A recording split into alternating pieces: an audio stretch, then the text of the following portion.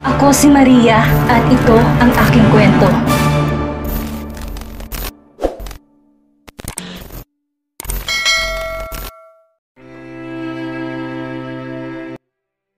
Galit na binato ni Fernan ang bote ng beer sa pader.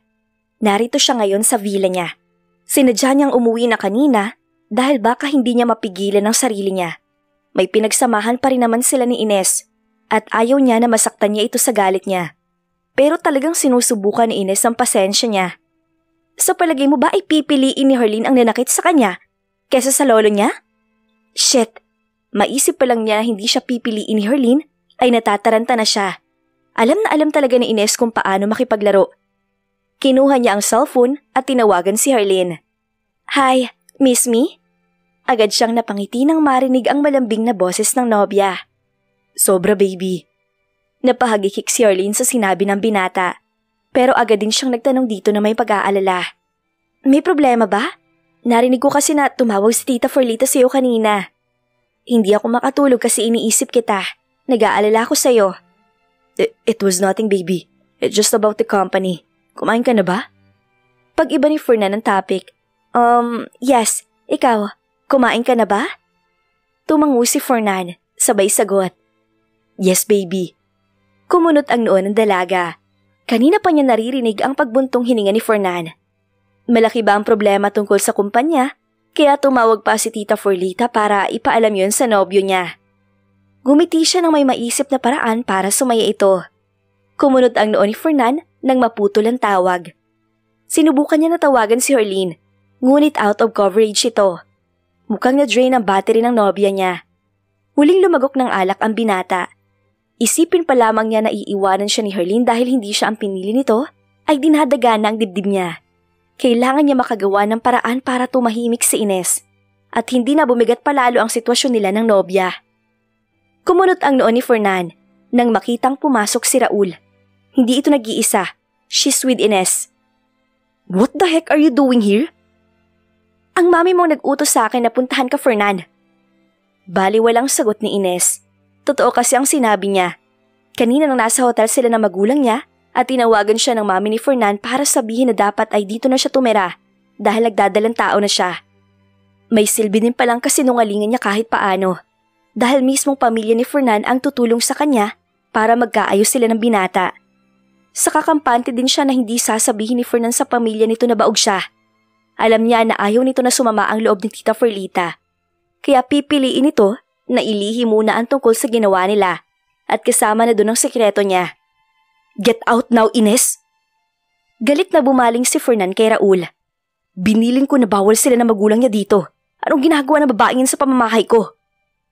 Sir, kasama niya kasi ang mami mo na dumating siya kanina. Pasensya na, sir. Hinilot ni Fernan ang noo. Galit man, pinili niya na magsalita ng kalmado. We both know about your condition, Ines. Kung naloko mo sila, mami, well, hindi ako. Mas mabuti pang umalis ka na bago pa ako mapuno sa'yo. Matigas na umiling si Ines. No, Fernan, hindi ako aalis dito hanggang hindi sinasabi ng mami mo. Gumisi siya sa binata. Sinabi ko naman sa'yo, di ba? Hindi ako aalis sa buhay mo hanggat hindi mo ako pinapakasalan. Umamin ka na kasi, Fernan. Alam ko naman na natatakot ka na malaman ng lolo ni Harleen ang totoo. Bakit kasi hindi ka nalang pumayag sa gusto ko para pareho tayong makinabang? Get out, Ines. Huwag mo ko subukan. Baka hindi ako makapagtimpi at masaktan kita. Nakadama ng takot si Ines. Ngunit nang maisip na mas malaki ang mawawala sa kanya sa oras na sumuko siya agad, nilabanan niya ang takot. Kakampi niyang mami ni Fernan, kaya wala siyang dapat ikatakot. Sige, subukan mo akong saktan. Ang alam ng mami mo ay nagdadalang tao ako. Sa palagay mo hindi siya magagalit sa gagawin mo? Then I will tell them the truth. Nabigla si Ines. You can't do that, Fernan. I'm sure na magagalit ang mami mo. Then be it. I don't care. Nginisihan ni Fernan si Ines. She will be mad at me whatever you'll say, Ines. Mas mabuti pang magalit siya dahil nalaman niyang totoo.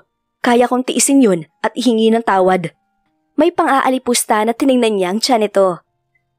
Pero hindi ko masisikmura na umayon sa kasinungalingan mo at umaktong ako nga ang ama ng batang dinadala mo. No, Fernan. Iisipin mo, mami mo. Ginagawa ko to dahil iniisip ko mami ko. Hindi ko kayang paikutin siya ng kagaya mo. Agad na bumati ang mga security guards kay Harleen nang makita siya. Gulat na gulat naman si Raul nang makita ang dalaga. Hindi inaasahan ang pagdating nito. Ma'am, biglaan naman ang pagdating mo. Sandali lang. Ipapaalam ko muna kay sir ang tungkol sa pagdating mo. Hindi na kailangan, Raul. I'm here to surprise him. Humarang si Raul sa dalaga. I'm sorry ma'am, pero may kausap pa si sir ngayon. Mahalagang pinag-uusapan nila. Tumikwas ang kilay ni Harleen. Hindi nakaligtas sa kanyang paningin ang kabadong itsura ng lalaki, maging ang pagkautal nito. Ilang beses na siyang nagpunta dito, ngunit hindi naman ito nautal na ganito, na parang may tinatago. I want to surprise him so badly, kaya kahit gabi ay pumunta ako dito. Now you're telling me na may kausap siyang mahalagang tao sa oras ng gabi? Why?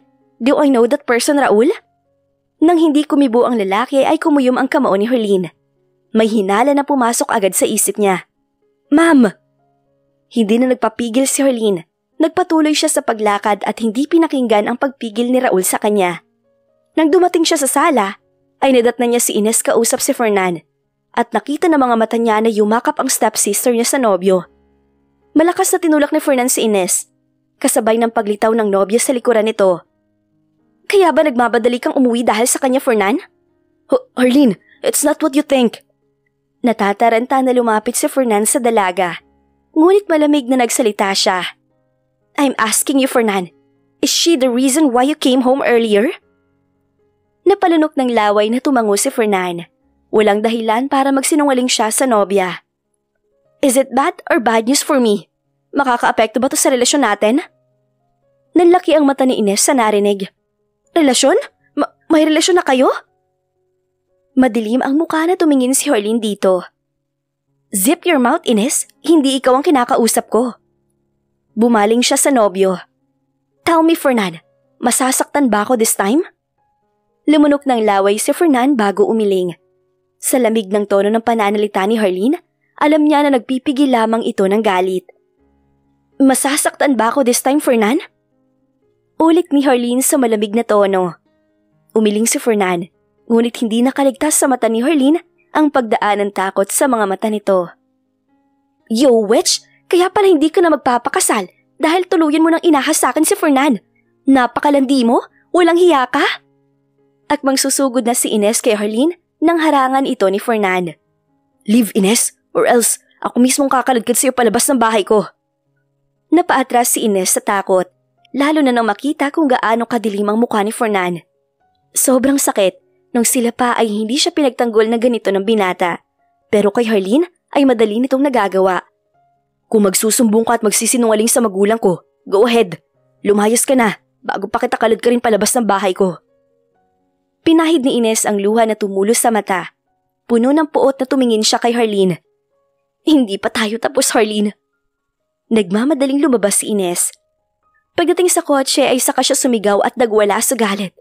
No! Hindi ito maaari. Umiiyak na hinampas niya ang manibela. Umaapaw sa sakit ang puso niya. Nang wala pa si Harleen ay hindi na niya nakuha ang puso ni Fernan. Lalo na ngayon na nagkabalikan ng dalawa.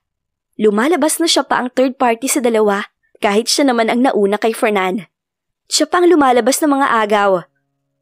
Baby, gustong lapitan ni Fernan ang nobya. Ngunit nanatiling malamig ang ekspresyon nito habang nakatingin sa kanya. Alam niya na galit ito ngayon. Who wouldn't be? Naabutan ito na kasama niya at kausap ang ex-fiancé niya. Ang stepsister nito, nagkasama niyang nanakit dito noon. Shit!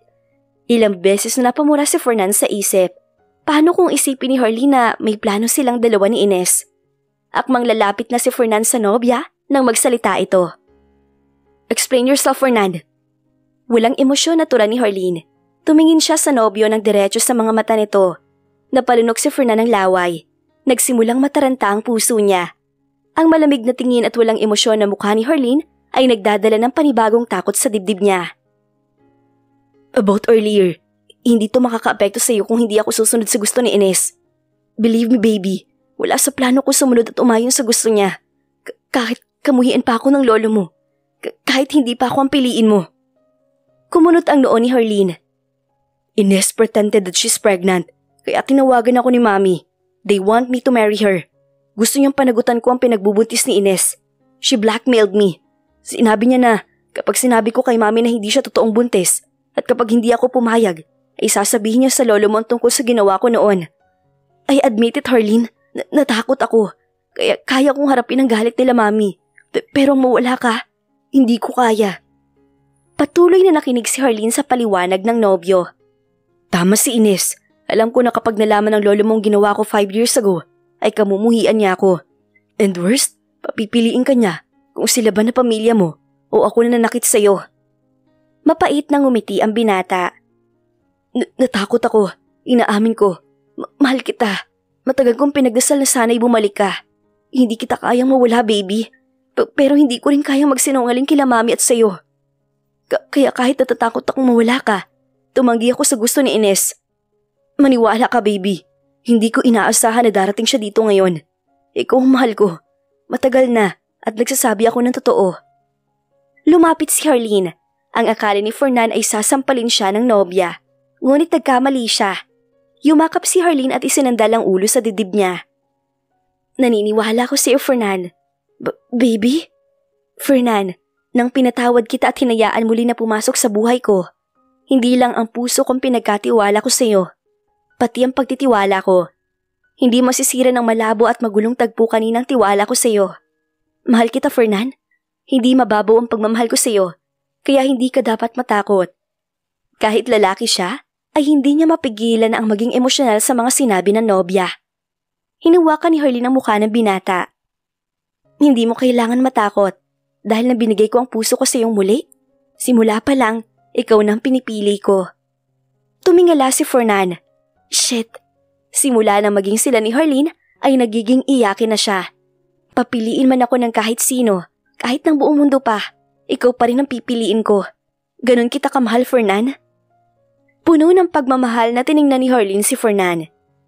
Kaya sana, hindi na to maulit. Ano man ang problema, ano man ang mangyari, dagain man ang takot ang dibdib mo. Please, sabihin mo sa akin. Gusto kong magtiwala ka rin sa akin, Fernan. Magtiwala ka sa pagmamahal ko at sa kaya kong gawin. Yun lang ang hiling ko, ang magtiwala ka din sa akin. Mahigpit na niyakap ni Fernan si Harleen.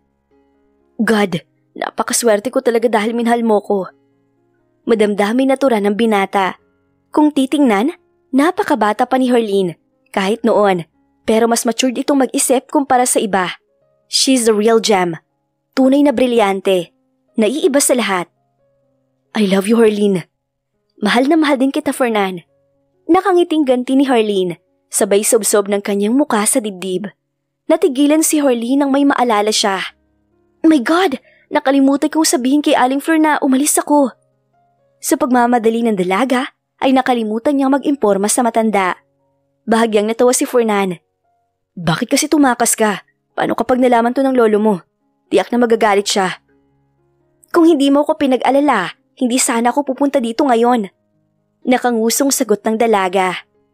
Kasalanan ko pa pala?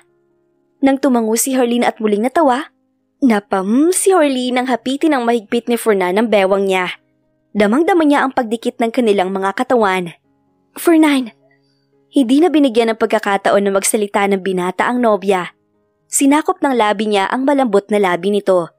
Pati ang mukha ni Harleen ay hinawakan niya para pailalimin ng kanilang halik. Bahagya pang kinagat-kagat ni Fernan ang malambot nitong labi. Hindi niya maiwasan na manggigil. Fernan! Tumingala si Harleen. Namumungay ang mata niya. Bahagya din namumula ang pisnga niya. Pareho silang nagiinit. Nag-aalab ang kanilang katawan sa pagnanasa. Nang buhatin siya ni Fernan, ay niyakap niya ang mga binti sa bewang nito. Tinugon niya ng kaparehong kapusukan ang iginawad na halik sa kanya ng nobyo. Habang paakyat sila ng hagdan, pinigil ni Fernan na huwag itaas ang suot ng nobya.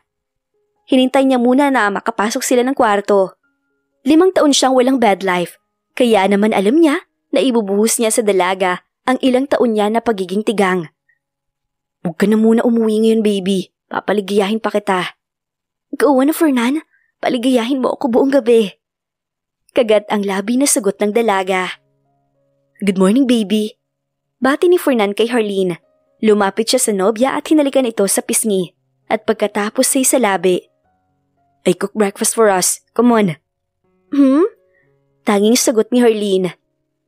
Naramdaman niya ang pag-angat ng katawan niya sa higaan. Kinarga siya ni Fernan hanggang sumakarating sila sa dining table. Namumula ang pisngi na tinakip niya ang kamay sa muka. Don't worry, si Aling Marcela lang hinayaan kong mag-serve ngayon para hindi ka mahiya. Tura ng binata nang mabasa ang nasa isip niya. Sinong hindi mahihiya? T-shirt lang ni Fernan ang suot niya.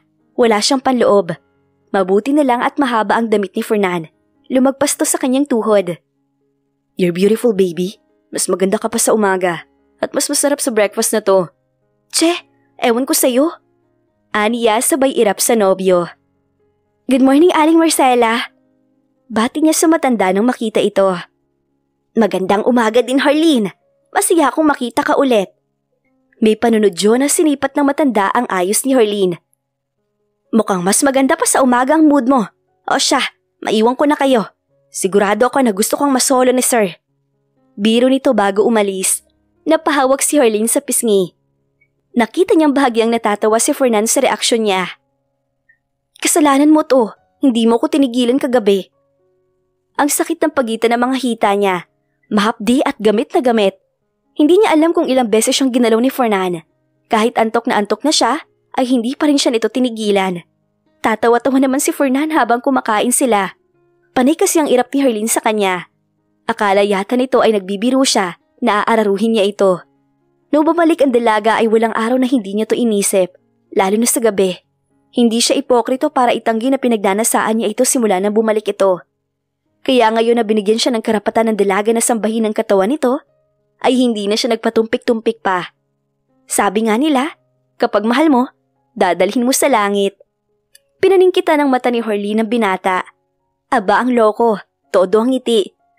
May iniisip siguro tong malaswa. Pinamulahan siya ng muka. Hindi lang halata pero malibog talaga si Fernan noon pa. Kaya noon, kapag nasimulan nilang magtalik, ay hindi na siya nito tinitigilan.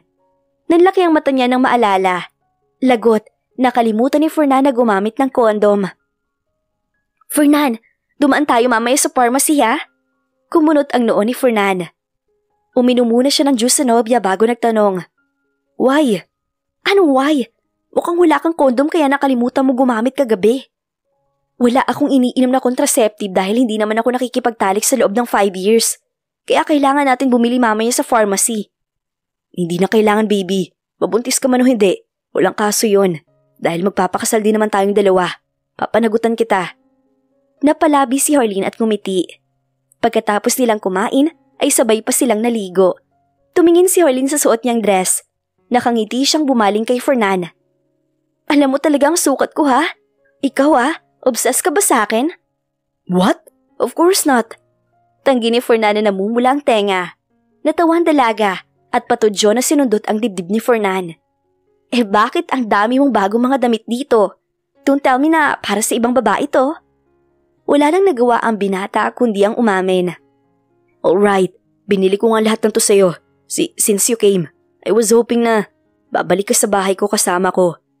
Hindi lang naman ang mga babae ang marunong mangarap, baby. Kami ding mga lalaki.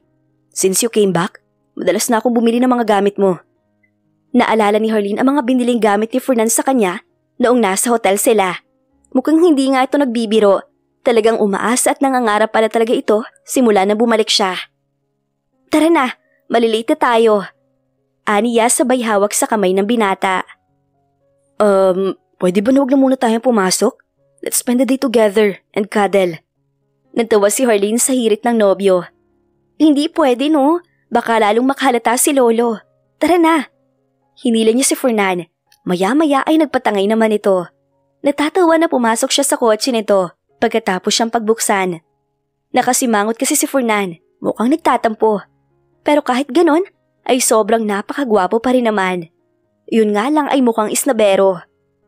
Huwag kang mag-alala, gagawa ko ng paraan para makalabas mamaya. Mahinang pinitik niya ang ilong nito. Sa ngayon ay tigilan mo ng pagtatampo, hindi bagay. Mukhang gwapong damulag pero isip bata naman. Malakas na natawa si Harleen nang biglang sumeryoso ang nobyo. Mukhang hindi nito nagustuhan ang sinabi niya. Oo na, huwag kang mag-alala. Gagawa ko ng paraan para makasama kita mamaya. Basta no exes sa bahay ha? Napahalakhak si Fernan sa sinabi ng nobya. Ano kaya ang mangyayari ngayong nalaman ni Ines na nagkabalikan na si Herlene at Fernan? Magawa kaya niyang paghiwalayin ng dalawa? At hanggang saan kaya kayang ipaglaban ni Herlene at Fernan ng isa't isa, alang-alang sa pagmamahalan nila? Yan ang ating aalamin sa susunod nating kabanata.